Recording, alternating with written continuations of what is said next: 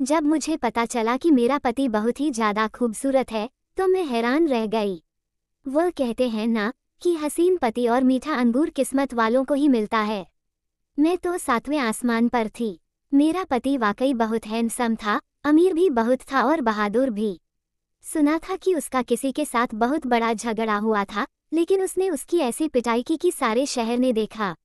उसकी तो वीडियो भी बनी हुई थी जो एक वेबसाइट पर पड़ी थी और लोगों ने नीचे बड़े बड़े कमेंट्स किए थे। यानी एक मशहूर, हैंडसम और बहादुर इंसान से मेरी शादी हो रही थी। उसका नाम स्पर्श था। मैं बहुत खुश हो गई। मैं भी किसी से कम नहीं थी, बहुत ज्यादा हसीन और खूबसूरत। हमारी जोड़ी अच्छी बनी थी, बल्कि अभी भी अगर देखा जाए तो मैं ज्यादा खूबसूरत थी। खैर, शादी की तैयारियां होने लगी और मेरी शादी हो गई। जब मैं इस घर में गई तो उन्होंने मुझे इतने अच्छे से अपनाया कि सारे शहर ने देखा। हमारी शादी शहर की बड़ी शादियों में से एक थी। सबको पता था कि आदित्य इंडस्ट्रीज के मालिक की शादी हो रही है। हर चीज पहली चीज से ज्यादा बेहतर थी। मेरे लिए उन्होंने खुद ही सब कुछ बनाया और वह भी देखने के काबिल था। लेकिन शायद हम लोग इतने ज्यादा खुश हो गए थे कि हमारी खुशियों को नजर लग गई। खुशियों को नजर लगती है ऐसी बड़ी बड़ी शादियों में। बाद में कुछ न कुछ जरूर होता है, कुछ बुरा होता है, लेकिन यह नहीं पता था कि मेरे मामले में इतनी जल्दी हो जाएगा और इतना बुरा हो जाएगा। अभी मेरा पति मेरे कमरे में आने वाला नहीं था। अभी बहुत सी रस्में थीं, बहुत सा समय लगने वाला था। शायद जब वह मेरे कमरे में आता तो तब तक करीबन सुबह ही हो जाती। लेकिन ये लोग अमीर लोग थे, ये तो 12 बजे उठते थे, इसलिए इस बात से कोई फर्क नहीं पड़ता था। खैर, मेरा पति मेरे कमरे में आने वाला था। मुझे ये खबर मिल गई। मुझे फिर से तैयार किया गया। मेरा जो मेकअप खराब हो गया था वह सही किया गया। बल्कि मुझे सिंपल कपड़े पहनने को कह दिया गया। उन्होंने कहा, उसे तुम्हें दुल्हन के रूप में देखने का कोई शौक नहीं है। तुम रिलैक्स हो जाओ, यहाँ पर कोई रिवाया काम नहीं होता। अगर उसे तुम्हें दुल्हन के रूप में देखने का शौक हुआ तो तुम फिर से किसी दिन दुल्हन बन जाना। और बात ऐसी ही थी। मेरे लिए जो साजो सामान लिया गया था वह ऐसा ही था कि अगर मैं रोज तैयार होती तो मैं दुल्हन ही लगती। इतने बड़े बड़े कामदार सूट और उसके साथ के जेवर पहनने जो मैंने कभी नहीं देखे थे। मेरी किस्मत चमक उठी थी। मेरा पति मेरे कमरे में आया तो उसकी चाल कुछ अजीब सी थी। मुझे लगा कि यह अमीर आदमी है, शायद नशे में है। लेकिन उसने कहा कि वह शराब को हाथ भी नहीं लगाता क्योंकि उसे अपनी सेहत से बहुत मोहब्बत है। लेकिन वह बार बार खांस रहा था, कभी अपने मुंह पर हाथ लगाता, कभी पेट पर। कहने लगा, मुझे इतनी मिठाई खिला दी गई है कि लगता है मेरे पेट में कोई गड़बड़ होने वाली है। मैं इस बात पर मुस्कुरा दी। अभी उसने मेरा हाथ ही पकड़ा था कि उसे अचानक से उल्टी आई और वह बेहोश हो गया। मैं बुरी तरह घबरा गई। मैंने तुरंत लोगों को बुला लिया। उसे अस्पताल ले गए, मुझे साथ नहीं जाने दिया। लेकिन पता चला कि रास्ते में उसकी तबीयत बहुत खराब हो गई थी और डॉक्टर ने ऐसी बात बताई कि हम सबके कदमों तले से जमीन खिसक गई। मैं अपनी बहनों में सबसे खूबसूरत थी। मेरी सारी बहनों की शादी हो चुकी थी, सब अपने अपने घर की हो गई थीं। और मेरे बाबा भी इस दुनिया से जा चुके थे, सिर्फ माँ ही थी। मेरी खूबसूरती की वजह से मुझे बहुत अच्छा रिश्ता मिल गया था। मैं अपने दूल्हे का इंतजार कर रही थी, पता नहीं उसकी तबीयत कैसे खराब हो गई। ये सब कुछ इतना अजीब था। लोग कहते हैं कि शादी के अगले दिन दुल्हन अस्पताल जाती है, लेकिन यहाँ पर तो मेरा पति शादी की रात में ही अस्पताल चला गया था। ये लोग पढ़े लिखे, समझदार, अमीर थे, इसलिए ऐसी वैसी बात नहीं कर रहे थे। लेकिन क्या पता दिल में सोच रहे हों कि कहीं मैंने ही तो कुछ नहीं किया। पर जब डॉक्टर ने हमें ये बताया कि उसे जहर दिया गया है तो मेरे कदमों तले से भी जमीन निकल गई। भला मैं अपने पति को जहर क्यों देती? मुझ पर किसी का शक नहीं था और मैंने ऐसा किया भी नहीं था, पर यह किसने किया था? खैर, जिसने भी किया था वो बचने वाला नहीं था, हम उसे बाद में पकड़ ही लेते। अभी सब मेरे पति की जिंदगी की दुआ करने लगे और मैं भी समझ गई कि बस दुआ ही बची है। लेकिन मेरा पति इस दुनिया से चला गया। उसे इतना ज्यादा जहर दे दिया गया था कि उसके जिस्म के सारे जरूरी अंग बंद हो गए, बोलने तक की मोहलत ना मिली। मेरे नसीबों को आग लग गई थी। मेरे हाथों पर अभी सुहाग की मेहंदी लगी थी, आंखों में ख्वाब थे, दिल में अरमान थे। मैं तो अभी कुछ घंटों की दुल्हन थी कि मेरा दूल्हा इस दुनिया से चला गया। लोग मुझे डायन कहने लगे, मुझे बुरा भला कहने लगे कि यह सब मेरी वजह से हुआ है। यह एक ऐसा हादसा था जो ज़्यादातर लोगों के साथ नहीं होता, और जब होता है तो जो मर जाए उसके साथ दूसरा भी मर जाता है, क्योंकि दुनिया वाले उसे जीने नहीं देते। मेरे पति की आखिरी रस्में पूरी कर दी गईं, तो फिर सब इस बात पर सर जोड़ के बैठ गए कि आखिर यह सब कुछ हुआ कैसे। उन्होंने कहा, वह तो अच्छा भला दुल्हन के कमरे में गया था, लगता है दुल्हन ने कुछ किया है। शायद ये हमारे दुश्मनों की भेजी हुई है, हमारे तो इतने सारे दुश्मन हैं। उन सब ने यह इल्जाम मुझ पर लगा दिया। मैं चीखती रह गई, चिल्लाती रह गई, पर कुछ ना कर पाए। मेरे माँ बाप भी मेरे लिए कुछ ना कर सके। बाप इस दुनिया में था ही नहीं और माँ बेचारी क्या क्या करती। अगर मेरी माँ किसी बहुत बड़े ओहदे पर होती, बहुत अमीर होती, तब भी शायद मुझे ना बचा पाती, क्योंकि इन लोगों के हाथ बहुत लंबे थे।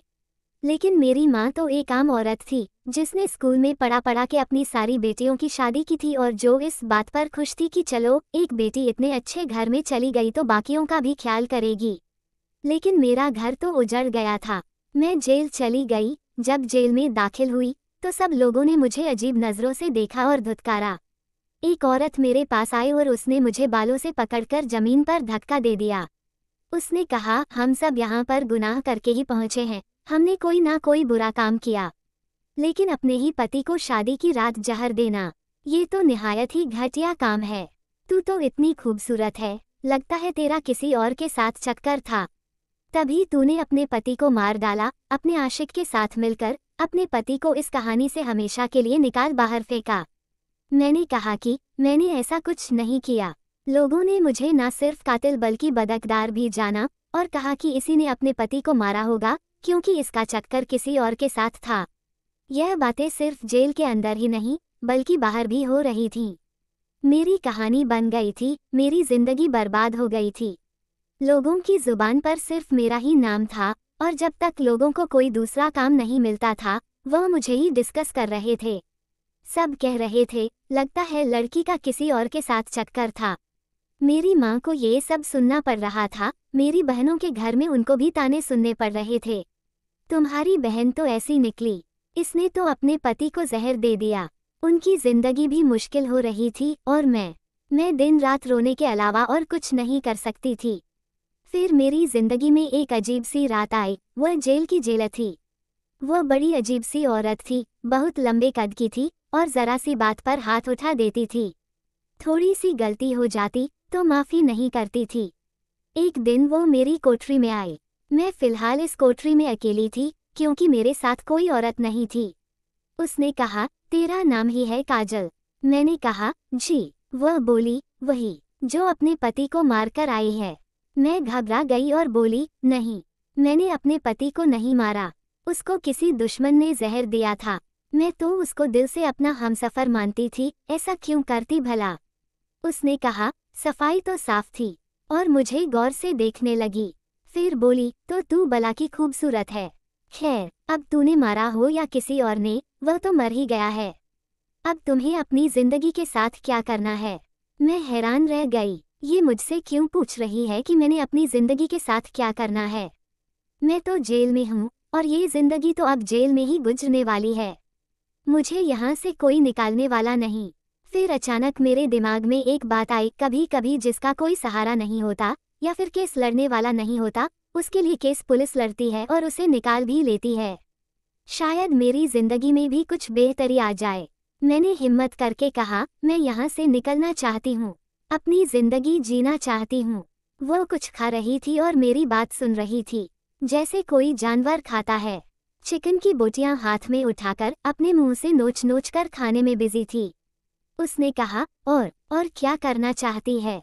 मैंने कहा, मेरी माँ अकेली है, मेरी सारी बहनें अपने घर की हो गई हैं। मैं अपनी माँ के साथ जाकर रहूंगी। मैं अपनी सभी बहनों से ज्यादा पढ़ी लिखी भी हूँ, कोई नौकरी कर लूंगी। वह बोली, और क्या करेगी? मैंने कहा, और अपनी माँ का ख्याल रखूंगी, और जमाने में जो मेरे खिलाफ बातें हो रही हैं उन्हें गलत साबित करूंगी। उसने कहा, अच्छा, धंधा करेगी? जब उसने यह बात की तो मैं हैरान रह गई। मैंने कहा, क्या मतलब? यह आप क्या कह रही हैं? उसने कहा, सीधी सी बात है भाई, सीधे तरीके से कर रही हूँ। उसने मुंह से हड्डी निकालकर एक तरफ फेंकी और बोली, इतनी तो खूबसूरत है, ये काम तेरे लिए सबसे अच्छा है। मैंने कहा, नहीं, मैं शरीफ खानदान से हूँ। उसने कहा, हाँ, तभी तो अपने पति को मार के आई है। मैंने कहा, मैंने अपने पति की जान नहीं ली। मैं जोर से चिल्लाई तो उसने मेरे मुंह पर थप्पड़ मार दिया। उसने कहा, धंधा करेगी या नहीं? मैंने कहा, ये सब कुछ करते हो तुम यहाँ पर? उसने कहा, हाँ, करते हैं। जब तेरे जैसी कोई खूबसूरत लड़की आ जाती है तो फिर करना पड़ता है, वरना तो यहाँ पर सारी उजड़ी हुई, बिगड़ी हुई, बूढ़ी उम्र की औरतें आती हैं, जिनके पास कुछ नहीं होता, उनसे बंदा काम ही करवा सकता है और तू कुछ करवा नहीं सकती। पर ते जैसी पीस इस जेल में कभी कभी आती है, हम हाथ से मौका जाने नहीं देना चाहते। उसने बढ़ाया, अरे, हमारी पगार से तो हमारा 15 दिन का खर्चा भी नहीं निकलता, इधर उधर से जुगाड़ करना पड़ता है। बेबी, यही दुनिया है। मैंने कहा, नहीं, मैं ऐसा कोई काम नहीं करूंगी। उसने कहा, चल, मुझे तो तेरी रजामंदी जांचना थी, अगर तू आराम से मान जाती तो मामला थोड़ा सीधा हो जाता, लेकिन अब तू आराम से नहीं मान रही, तो फिर खैर है, हम जबरदस्ती कर लेंगे। मेरे पेट में ऐसा दर्द हुआ कि जैसे मैंने अपनी मौत देख ली हो। मैंने कहा, क्या मतलब जबरदस्ती कर लोगे? उसने कहा, फिर और क्या करें, मौका नहीं जाने दे सकते। उसने 2 औरतों को बुलाया जो मुझे जबरदस्ती कहीं ले जाने लगीं। ये समझ नहीं आया कि यह क्या हो रहा है। वे मुझे एक जेल ले गईं जहां पर मैं पहले रहती थी, पर वह छोटा सा कमरा था। मैंने सोचा, चलो, इज्जत के गवाह जाने से बेहतर है कि मैं कैद में ही रह जाऊं, पर यह वह जेल नहीं थी। थोड़ी देर के बाद यहाँ पर एक आदमी दाखिल हुआ। मुझे नहीं पता था कि वह कौन है, पर शक से पुलिस वाला लग रहा था, पर पुलिस की वर्दी में नहीं था।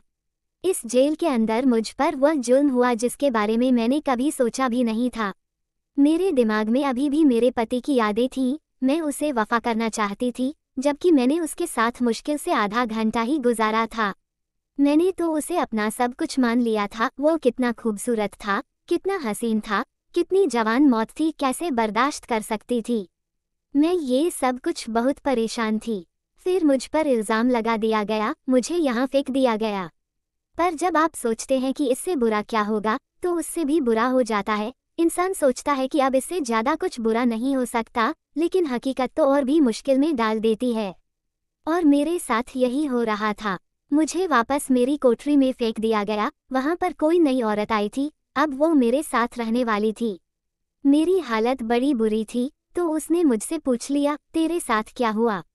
पहले तो मैंने कुछ नहीं कहा, फिर मैंने उसे सब कुछ बता दिया। यह शायद अच्छी औरत थी, बाकियों की तरह मुझ पर तंज नहीं कस रही थी, क्योंकि उसने मेरी हालत देखी थी कि कितनी बुरी थी। उसने कहा, ये दुनिया ही ऐसी है, तू ये समझ के बड़ी जेल से निकलकर छोटी जेल में आ गई है। तेरे जैसी खूबसूरत, हसीन लड़की, वह भी बेवा, जिसके सिर पर ना बाप है ना भाई, तेरे साथ इससे भी बुरा होने वाला था। यहाँ आ गई है तो बच जाएगी, 1-2 जगह भटकेगी, अगर बाहर रहती तो पता नहीं कहाँ कहाँ भटकती रहती। उसकी बातें मुझे बिल्कुल भी अच्छी नहीं लग रही थीं। उसकी बातों से मुझे कोई तसल्ली नहीं मिली, उल्टा वह मेरे जख्मों पर नमक छिड़क रही थी। मैं चुपचाप बैठी रही। अब और क्या कर सकती थी? औरत आखिरकार क्या कर सकती है, सिवाय रोने के? हाँ, ये अलग बात है कि अगर चाहे तो बहुत कुछ कर सकती है, और शायद मैं उन औरतों में से नहीं थी। मेरी जिंदगी जेल में गुजर रही थी, मेरे साथ बुरे से बुरा हो चुका था। मेरी आंखों से आंसू थमते ही नहीं थे। खाना तब खाती थी जब भूख से बेहोश होने वाली होती थी। क्या यही थी मेरी जिंदगी? क्या मैंने ऐसे ही जीना था या मुझे अपने लिए कुछ करना चाहिए था? इस जेल में मेरी इज्जत के साथ बार बार खेलने लगे वह जेलर औरत। और यह किस किस्म की औरत थी? ये किसकी माँ है, किसकी बीवी है? उसने अपने बच्चों की क्या तरबियत की होगी? इसको सारी जेल की औरतें बददुआ देती थीं, कहती थीं कि मर जाए। और फिर एक दिन, जाने किसकी बददुआ लग गई कि वह जेल की छत से गिर गई। उस वक्त वहाँ कोई औरत नहीं खड़ी थी, वरना अगर कोई होती तो उसे वहीं से धक्का देना अपना फर्ज समझती। लेकिन शायद उसका पाँव ही फिसल गया और फिर उसकी आंख शायद जहन्नम में ही खुली होगी। लेकिन हमें ज़्यादा दिन का सुकून नहीं मिला, क्योंकि उसके बाद फिर से एक बहुत ही सख्त किस्म की जेल औरत यहाँ पर आ गई। जिन्हें नए नए काम नहीं करवाती थी, मेरे अच्छे रवैये की वजह से और कम उम्र की वजह से फिर से मेरा वकील बने होते हैं और उनको ऐसे केस की फाइल दे दी जाती है जिनका कोई भी नहीं होता। तो वह केस लड़के तजुर्बा हासिल करते हैं। मेरी फाइल भी शायद किसी वकील के हाथ लगी थी, वह भी एक औरत थी। उसने मुझे मजलूम जाना और मुझसे मिलने के लिए आई। मैंने उसे सब कुछ बता दिया। उसने कहा, ये बात तो कोई पागल भी समझ सकता है कि अगर किसी औरत की शादी इतने अमीर आदमी से हो रही है तो वह पहली ही रात उसे जान से क्यों मारेगी, जबकि अगर वह उसकी बीवी बनी रहेगी तो उसे ज़्यादा फायदा होगा। लेकिन जब किस्मत में कुछ बुरा होना होता है तो इस तरह की बातें एक तरफ चली जाती हैं और उन पर कोई गौर भी नहीं करता। तुम फिक्र नहीं करो, मैं तुम्हारी मदद करूंगी, उसने कहा। उसने वाकई मेरी मदद की और 11 महीने के ट्रायल के बाद मुझे जेल से आज़ादी मिल गई। मैं पूरे साल के बाद बाहर निकली थी। जब मेरी शादी हुई तो इस वक्त मेरी उम्र 19 साल की थी और अब मैं तकरीबन 2 साल की होने वाली थी। अभी भी खूबसूरत थी और कुंवारी तो रही नहीं, लेकिन खूबसूरत जरूर थी। सोचा कि किसी की बीवी बनकर बाकी की जिंदगी अच्छे तरीके से गुजार लूंगी। अपनी माँ से मिलना चाहती थी, मुझसे मिलने कोई नहीं आया था। लेकिन मेरी आज़ादी की खबर मेरे घर वालों को दे दी गई थी, यह उस वकील ने बताया था। खैर, मैं अपने घर चली गई। वहाँ पर मेरी एक बहन बैठी थी, जो मेरी तीसरे नंबर वाली बहन थी। शायद माँ से मिलने आई थी, लेकिन वह कभी मिलने के लिए नहीं आती थी क्योंकि उसका पति बहुत सख्त था, वो उसे बाहर आने जाने नहीं देता था। खैर, मैंने उसे देखा तो गले से लगाने की कोशिश की। आखिर में अपनी बहन को इतने अरसे बाद देखी थी, लेकिन उसने मुझे जोरदार झटका दिया और कहा, तू कहाँ से आई है? कल मोहल्ले में तेरी वजह से हमारे सारे खानदान की इतनी बेइज्जती हुई और तू मुंह उठाकर यहाँ आई। आखिर काजल के पति को किसने मारा था? जाने के लिए पार्ट 2 जरूर देखें। धन्यवाद।